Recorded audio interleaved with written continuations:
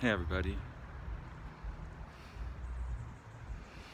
The trees are doing crazy things with the sunlight over here, but the phenomenon is transient. It was all lit up fluorescent pink. The trees were changing the sunlight.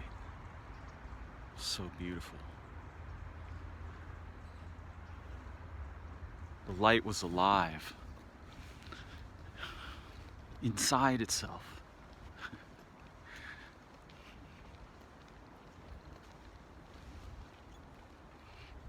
I love these trees particularly, but I love all trees pretty much. But these old eucalyptuses or gum trees, they're amazing.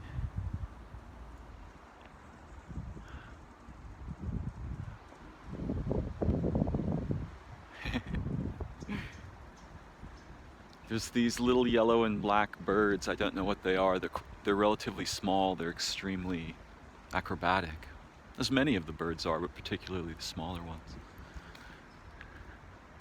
But these old eucalyptuses have been here for a long, long time. Though they grow very fast, and so the humans often think of them as disposable. They certainly aren't. They are the scions of this part of the garden. They are the part of the guardian spirits, that beings, right? Not merely spirits, actual beings. But these old trees, you know, and they may be relatively young in terms of tree age, but for the garden, these are ancestors. Right? There are trees around the garden that have been planted over the approximately 70 years since it was established. And some of them are as old as the garden. I think particularly the entrance cypress, which is majestic and broken. It's lost a lot of limbs. And those aren't particularly old eucalyptuses. I'm gonna guess they're maybe 30 to 40, somewhere in there. But they are, they watch over the garden, and they know what happens in the garden, and they know what the animals are doing and what the people are doing over all this time in a single place. Even the greatest human meditator never sat in only one spot for its entire life, but each of our trees does precisely this.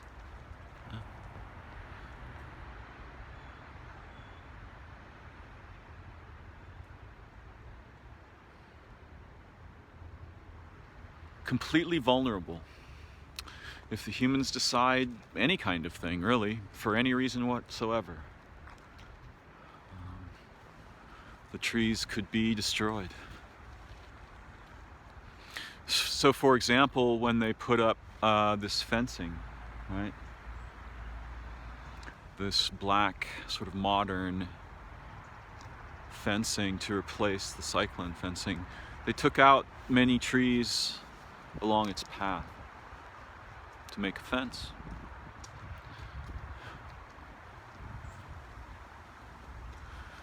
And the fence really is the wrong kind of barrier.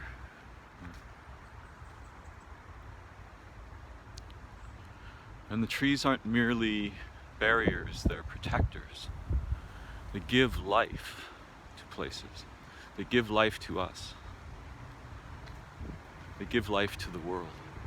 They give beauty, living beauty to the world.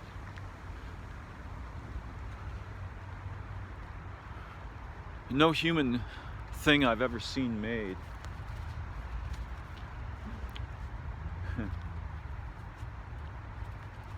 no object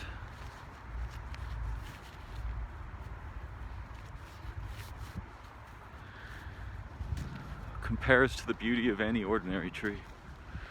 in my view, because the tree is alive. The objects are disposable. We treat the trees as disposable and the objects as worthy of our protection, preservation, collection.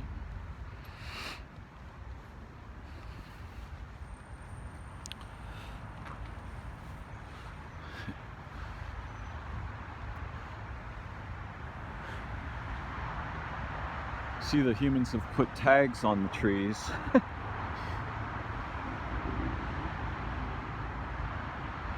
I will admit that the people who put the fence up were somewhat sensitive to the trees. They could have been far less so and taken out far more.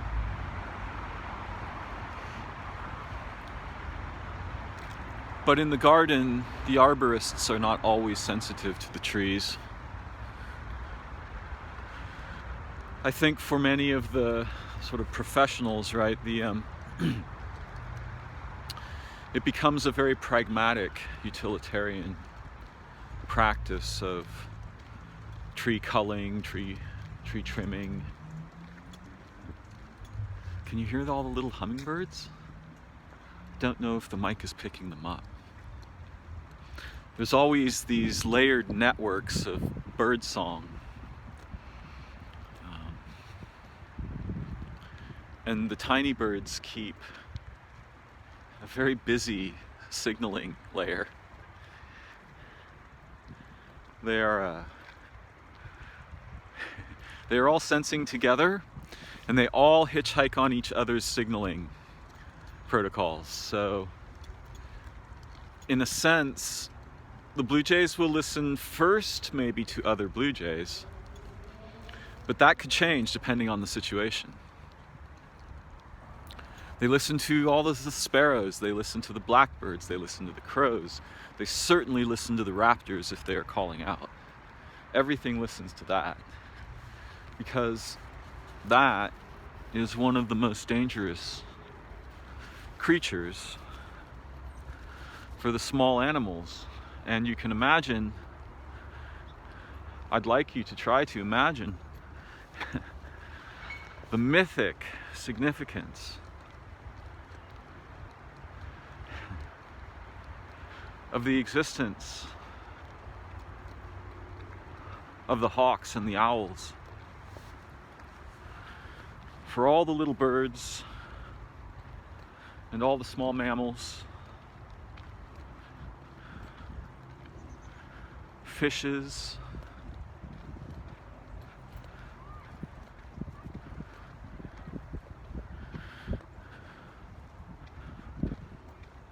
by day. Their primary threat, other than disease or starvation or parasites, cold,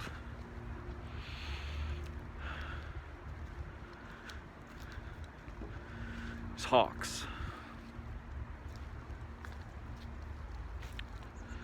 For the squirrels, mice, the rats, the voles,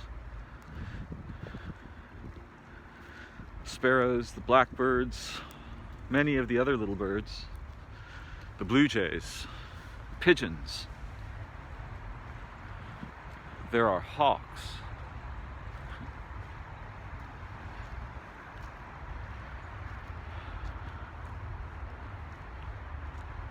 And the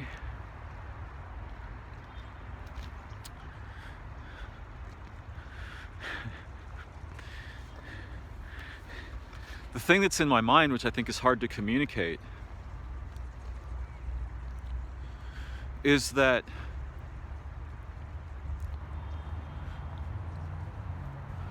those creatures are aware of the existence of hawks. But they are not aware of it simply because they once saw a hawk or someone told them what a hawk is. They know viscerally what a predator is, because millions of their ancestors fed those predators and died by their talons. And so there is a thing in their world that oversees, right? And it selects prey, and those prey die.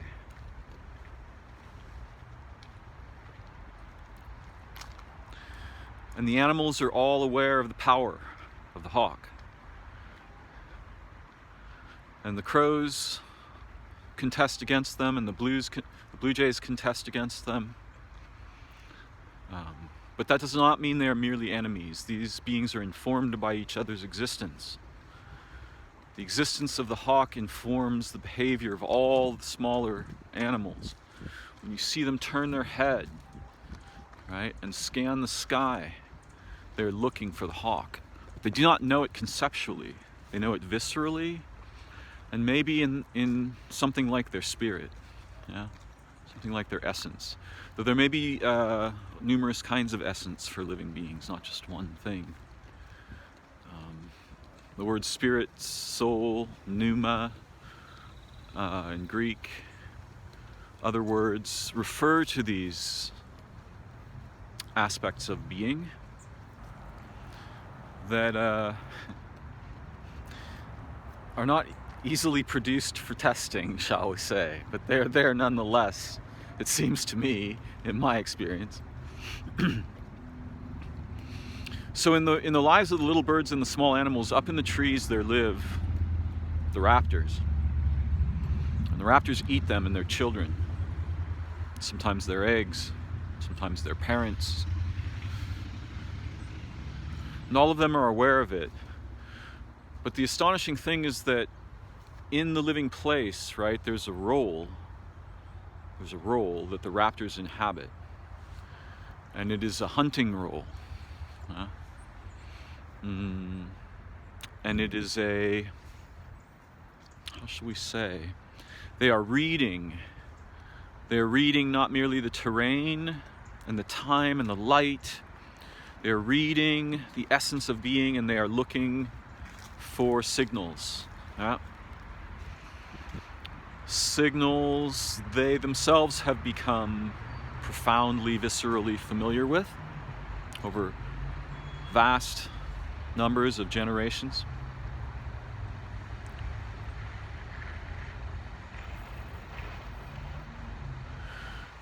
And although it's likely that when hungry they'll take the first opportunity for prey they discover, one of the signals they look for is disorientation. A nocturnal creature is for some reason outdoors during the daylight. A creature is bumbling around and not paying attention. A creature is sick. A creature is injured.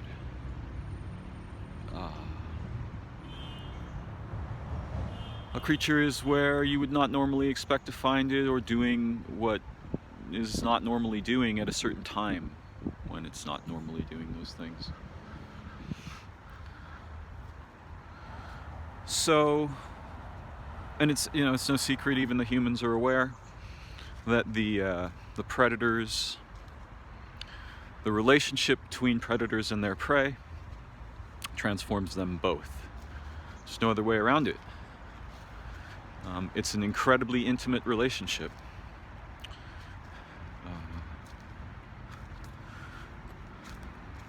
The blue jays contesting, crows and ravens contesting with the hawks changes them both. And the relationship is not merely one of enmity. It's not the kind of thing where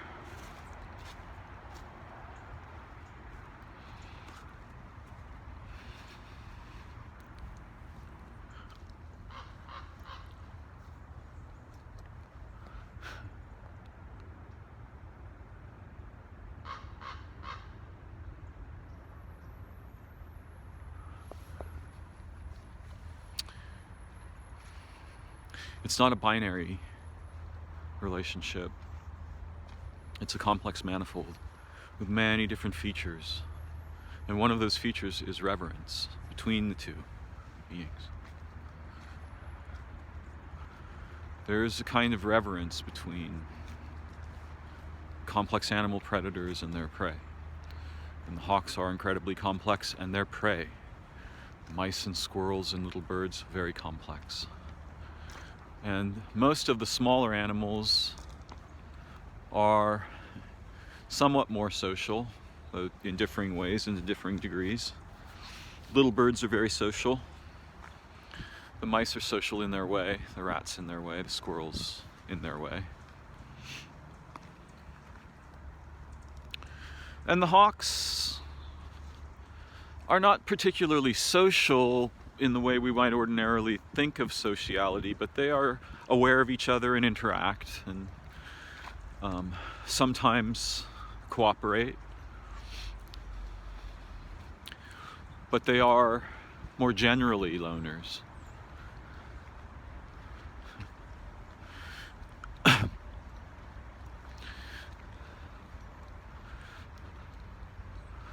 It's strange.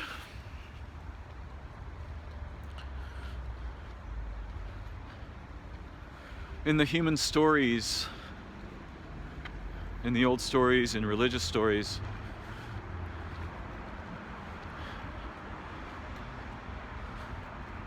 there are non-ordinary predators that feed on human beings and our minds.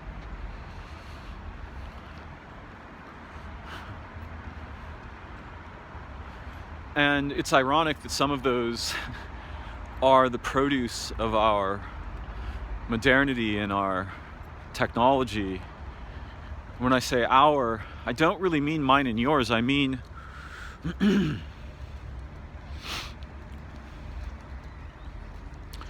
we who are alive and are subject to being informed, to being changed by our relationship with technology, language, culture, societies, institutions, the layers far above the individual that are structured conveniences, right? Formalities, formalizations of motives. And those things are a lot like demons, really. I say this with some regularity, so it's not new to my listeners. But, and I'm not smiling because I think that's funny. It's absolutely terrifying. I'm smiling because they're mostly the produce of our own defection from mutual concern, awareness, care, relation. And our supercultures, the ones that have stratified, almost all of them have, even if they seem small on the world stage. Even the tiny countries have profoundly crystallized over time. And sometimes the crystals break up and new things happen, but mostly things stay pretty much in the same lane.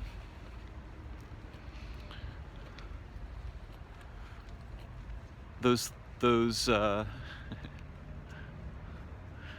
hey.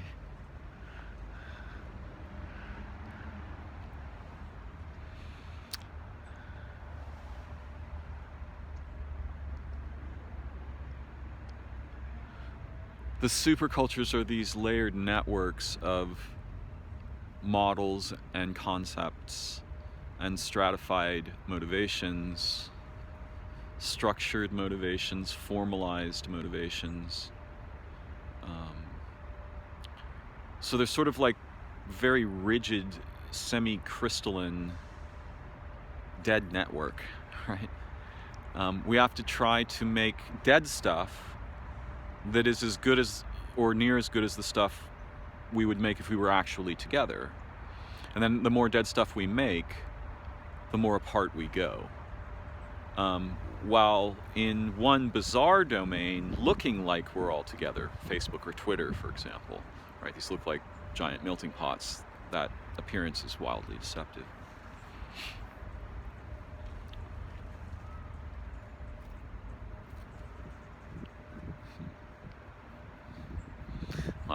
My friend the Blue Jay is here, and I'm going to respectfully not film him, but he's hanging out with me. He's left eyeing me. He's gonna participate in the video.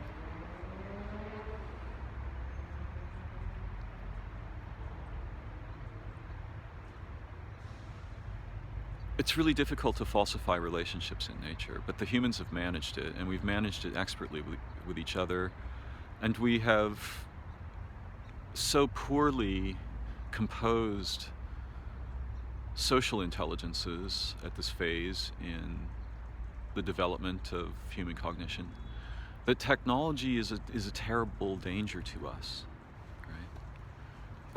So we're producing the things that are hunting us. This is the problem I'm trying to get at. Whether or not there are hawks above the valley of our humanity looking down for the disoriented and picking them out and so on and so forth. And there may well be, and they may be even metaphysical. Oh, that's interesting. Is it? Okay. Reminding, it's hungry. My friend is hungry. I just saw the blue jay pull some food from a cache.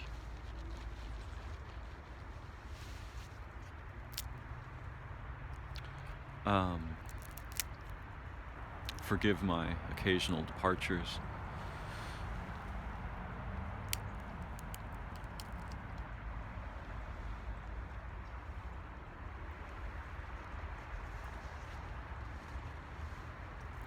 So whether there or not there are sort of vampiric, non-ordinary beings hovering above the valley of our humanity in the trees of deep space and time, we are composing something in the likeness of that, inadvertently and mostly unintentionally. Hello. Yes, hello, hello, I see you. I see you, yeah. You look wonderful today, I may say so.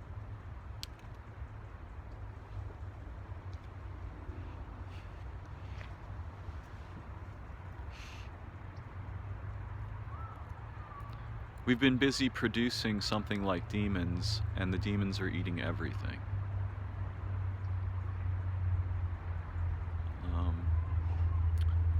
And it really is like the weird stories where you have something that acts maniacally, mechanically, in a disembodied, disrelated way, right? It has relation with nothing. It actually thrives on just destroying stuff and turning it into structure. And there's an aspect of our cognition that is like this. There's an aspect of, it seems, primarily one of the hemispheres of our cortex that has a preference for this direction of defection. And I think Ian McGilchrist argues, I'm so grateful that he wrote his book and may write another, though I don't know if I'll agree with what he writes next or to what degree. But in The Master and His Emissary, McGilchrist, a neuroscientist, or actually I'm not sure what his precise credentials are, but I believe that he's a neuroscientist. He writes with great fervor, detail, intelligence, and clarity about this problem, right? That our cortexes can be seen as if they have unique personalities.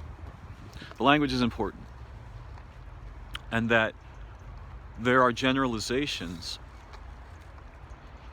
we can make about the common character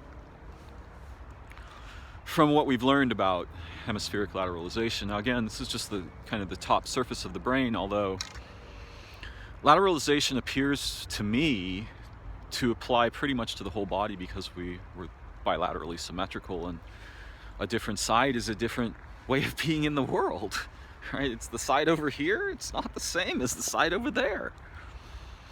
And when the blue jays come, they are very aware of laterality. They express laterality. When the male is happy, he'll perch to my left, right? That's a choice, that's a decision he's making. He could perch to my right, behind me, above me, wherever. He'll perch to my left.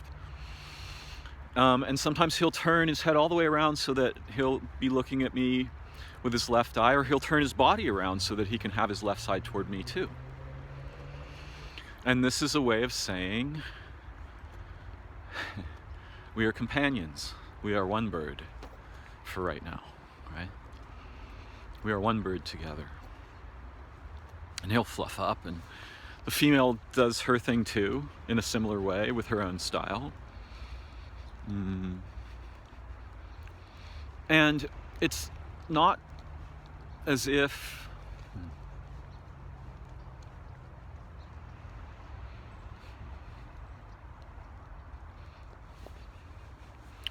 my attention has changed.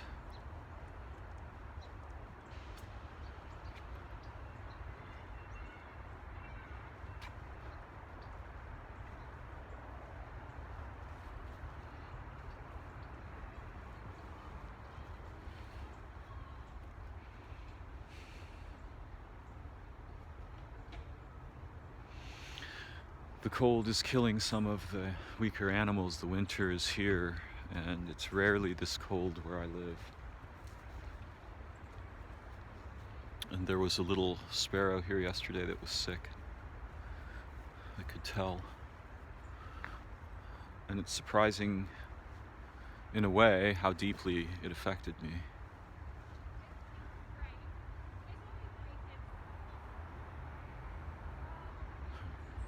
That little bird has been in my heart since then.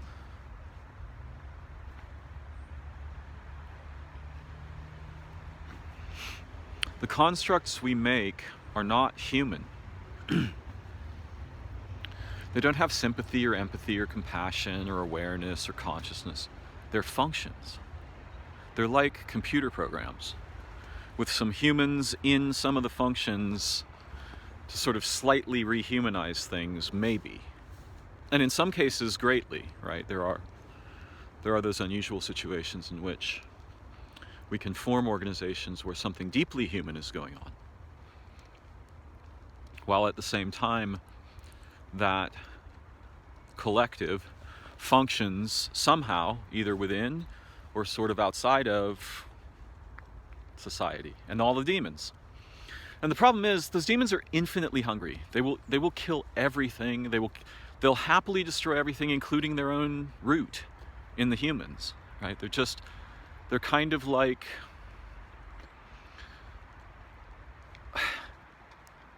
a broken god, right? Something that is furious at everything it cannot dominate, destroy, turn into a structured representation or commodity, and then manipulate, right?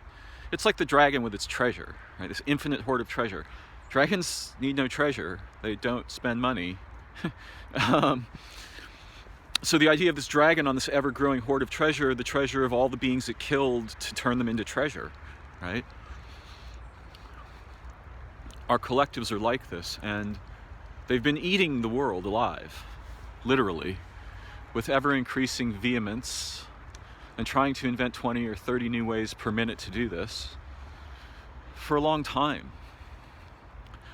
So it's like there are hawks above the valley of our humanity, but the ones that are really trenchant are the ones we ourselves are composing, except that it's not exactly me and you that are composing this. Like, we're like people who were born into a prison that our ancestors dwelt in for hundreds of years, and they slightly transformed to the prison and so on, and we're born into that, and so whether or not we subscribe, we are subject to it.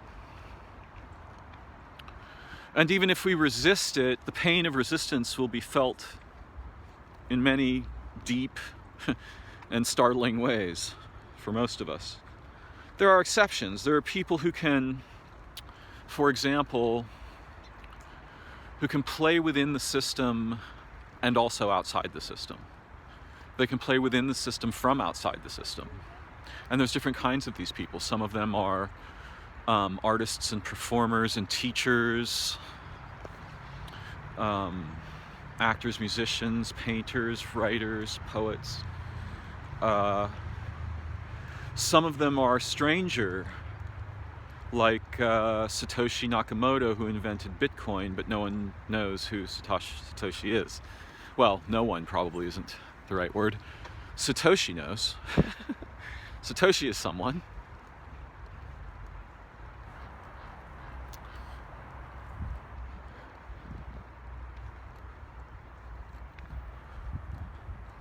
And there are various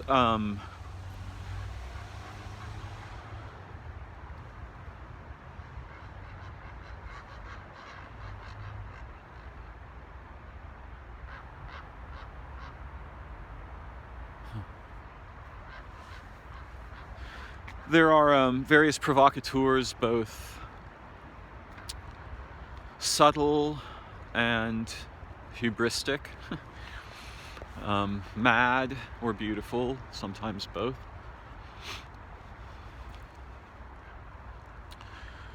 And there's a way to be kind of in the system and outside of it, but very few of us will have the opportunity to embody and enact that kind of liberty, primarily because we will, well, there's tons of reasons, but one of the reasons, because reasons weigh things. Yeah, there are tons of reasons, because reasons have measurable mass, right? But one of them is just the peculiar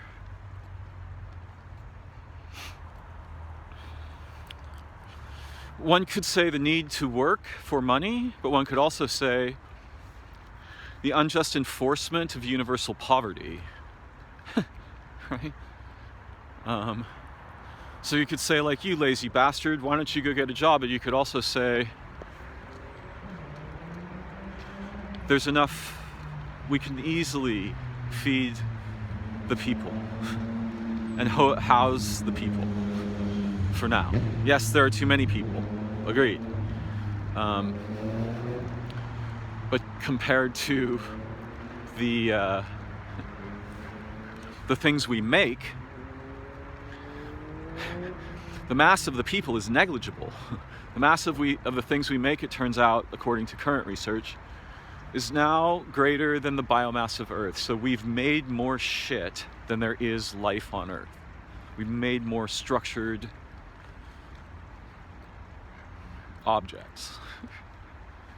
The vast majority of which are unnecessary and egregious. And that's part of the demon thing, right? Just turn out plastic pots, just keep making billions of plastic pots. How many little packets of ketchup have humans made? I was wondering this last night as I was opening a couple. A lot, I'm pretty sure. So I want to return to the animals. Think of the mythic. It doesn't matter if there's a metaphysical reality or not. The existence of raptors, hawks, and snakes, and coyotes and other predators for mice or rats, it's as if there are gods. And there's probably no more serious predator of mice than humans, because humans don't kill mice to eat them, they kill them to eradicate them. So the humans must be really a lot like very strange metaphysical phenomenon for the other animals, because humans will just kill you up for no apparent reason. Now occasionally they'll rescue your children too. They're not only bad, but if we take averages, right? If we look at the generalities, they're pretty terrifying for humans.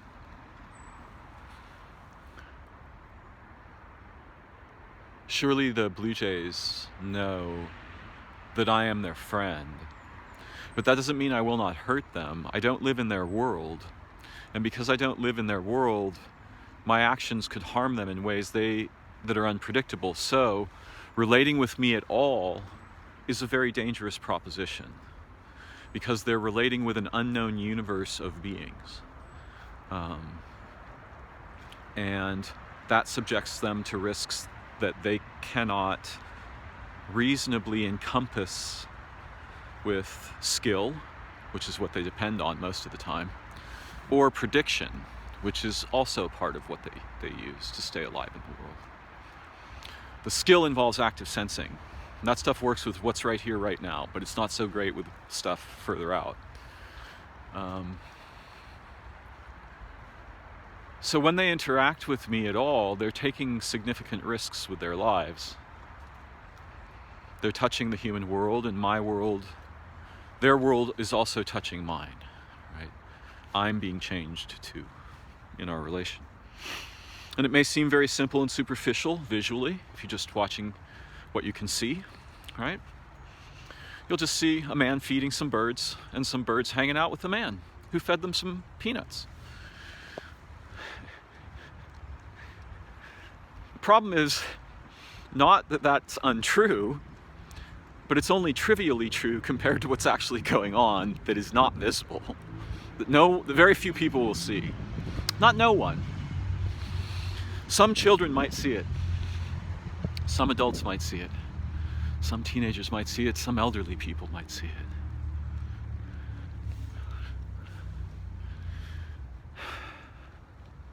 When we're together, we become one animal, with and for each other. If a hawk came and I was there, I would interfere, even though I respect the hawk. And I probably wouldn't have to. The blue jays is a pair because one is more reserved and the other is more intrepid. They're much better at sensing as a pair because the intrepid one pays attention to the more reserved one, and the reserved one pays attention to the more intrepid one. So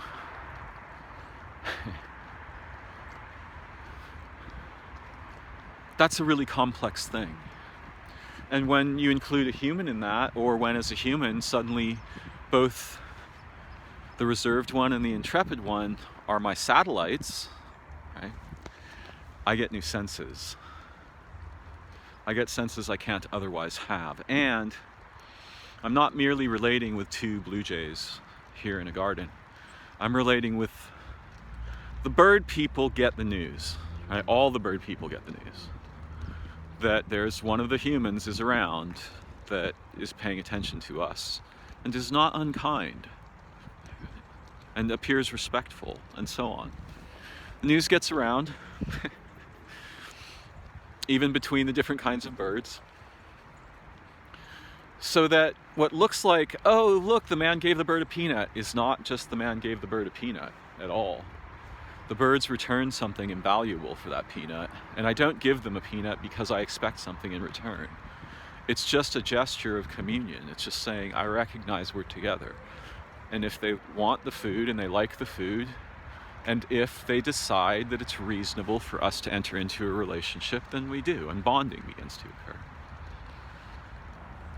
And that's an infinitely deep thing, and it's the opposite of a demon. It's not there to kill, it's not there to profit, it's there to care. It's there to love. It's there to participate in the sunset together, one time, because we may not have another. It honors the history of living beings and their relationships. And so this thing that looks like a man feeding a bird a peanut is much deeper than it appears, even when the man is unaware.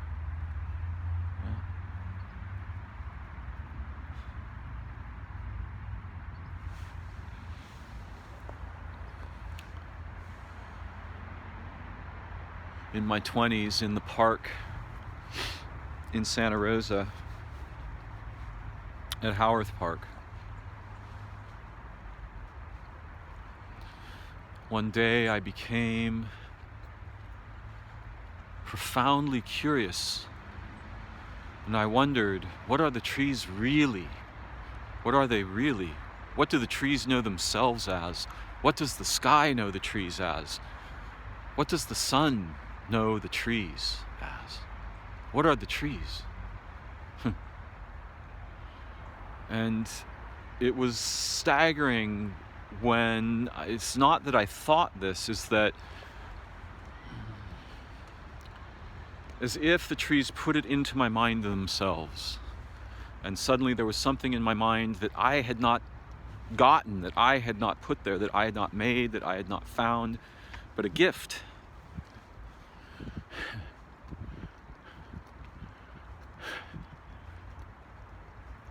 And what the gift was that the trees both receive something the humans have no word for, which is more than intelligence and more than merely love and more than time and ancestral bonds and relationships, something profoundly magical. The trees are receiving this and drawing it down into the earth, and at the same time bringing up from the earth all of the experience of and lineages of the living beings here, and sharing them in this song-like way that could cross any distance, perhaps instantaneously.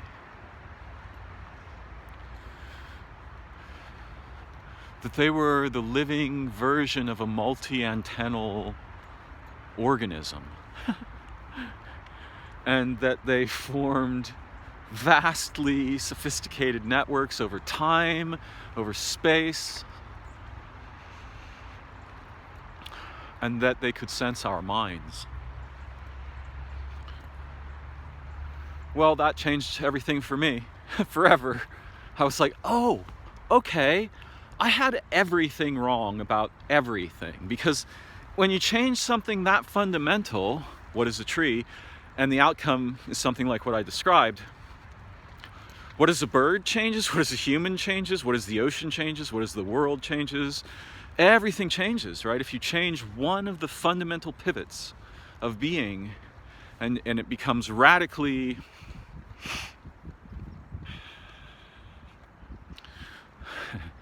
optimized towards something less wrong. Yeah, that's one way of saying it. Then your entire lexicon will have to shift, because you'll find out that tree is a fundamental idea. Our languages are based on trees. We make trees out of sentences. Our houses are trees. Our books are trees. They have been anyway. Now we just burn trees to make books, apparently, or something. I don't know. So that discovery, that moment in which something entered my mind seemingly from outside it, to enlighten me, to show, not to help me achieve enlightenment, to unignorance me, right? Now, I had great reverence and respect and love for the trees before this, but after that day, everything was different. And now when I see the great big tree, or even the small new baby tree, I get very excited, and honestly, I feel, because I think I can imagine something like the desolation of deep space, and billions of planets on which life may have gotten a foothold but never had the freedom it has here, or been obliterated in its infancy. And I assure you, these things are common. This world is so paradisical, and I am so happy to be on a planet at a time where there are still trees, because, in case it's not clear, the demons have a plan, and the plan is to end everything. And unless we make something other than demons out of our collectives, that plan will largely succeed. And if it does not completely succeed, that won't be meaningful, because without the whales and the tigers and the elephants and the rhinoceroses and the gorillas and all the anciently conserved ecologies, we cannot be human. Those are the orbital aspects of our own being embodied elsewise. We cannot do without them. And the collectives will not care, or if they do care, they'll probably mostly double down on the damage for extra profit before the really bad things come. It may be very difficult for us to entertain such visions. And it may seem that we are completely powerless as, small groups and individuals, but we are not. It doesn't...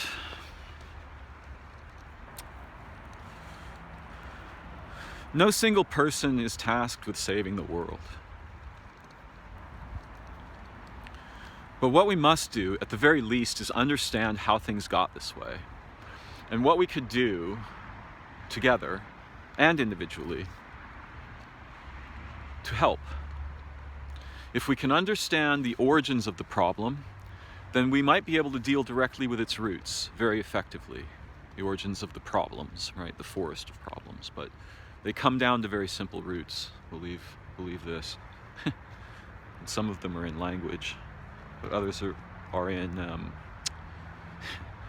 our failure to structure humane social collectives. So I think it is our job to try to understand, and doomcasting won't help us. Telling everyone the bad thing is coming, the bad thing's been done, that's not going to be very useful. What we really need, everyone's pretty much aware of that, right? That's not news. So what we need now are either we need careful analysis of the underlying causal things that the humans are doing and not doing together. And people like Daniel Schmachtenberger and others like him are amazingly adept at giving us some of the intelligence we need in that direction. So there are some people on the job. And then, I think it's going to be tough, but either we'll do it voluntarily or we'll probably eventually be forced to do it. We'll have to form tightly knit, small society-like groups, allo families, if you will, or possibly tribes whose motivations are heroic and humane and intelligent and aware, and task those groups with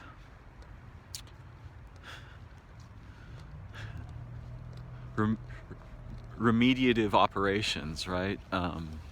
Medicinal missions.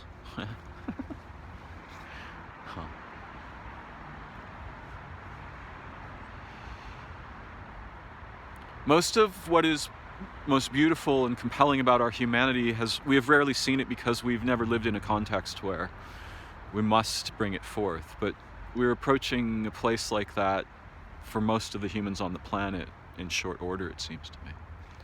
And so while we will certainly see the depths and depravities we're humanly capable of demonstrated, we will also see far horizons of our spirit and our intelligence. And obviously, if we're going to lean into one lane, that's I'm going to go with that one. Hopefully you will too. I expect you probably will. Thanks for joining me, everybody. Bye-bye for now.